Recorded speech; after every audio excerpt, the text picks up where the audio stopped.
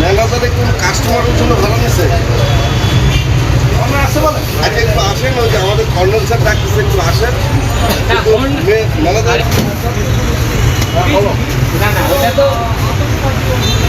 তিনটা কারণ না তো 10টা ছাড়া না আমি তো ধরে উঠি উড়ির মতো আবার বিজিবি দিনরাত তাদের সীমান্ত পাহারা দিচ্ছে। আমাদের এই 102 কিলোমিটার যে সীমানা সেই অনুযায়ী আমাদের যে পেট্রোল সেটাকে ফাঁকি দিয়েই কিন্তু তারা এই কাজগুলি করে থাকে এবং এই সিন্ডিকেটটা তারা কৌশলে শহরে নিয়ে এসে এই ট্রান্সপোর্টের মাধ্যমে বিভিন্ন দেশে বিভিন্ন অঞ্চলে প্রেরণ করে। তো এটা একটা বিশাল চক্র, এটার বিরুদ্ধে তো আমরা অভিযান কার্যক্রম প্রায়ই চালিয়ে যাচ্ছি। গত মাসেও আমরা করেছি, আপনারা জানেন, এখন করলাম। এর মধ্যে এর সাথে জড়িত আমরা কাউকে পাইনি, তবে এই মালামাল লোডিং এবং এখানকার যে ম্যানেজার আছে তাকে জিজ্ঞাসাবাদের জন্য আমরা পুলিশি হেফাজতে নিয়েছি।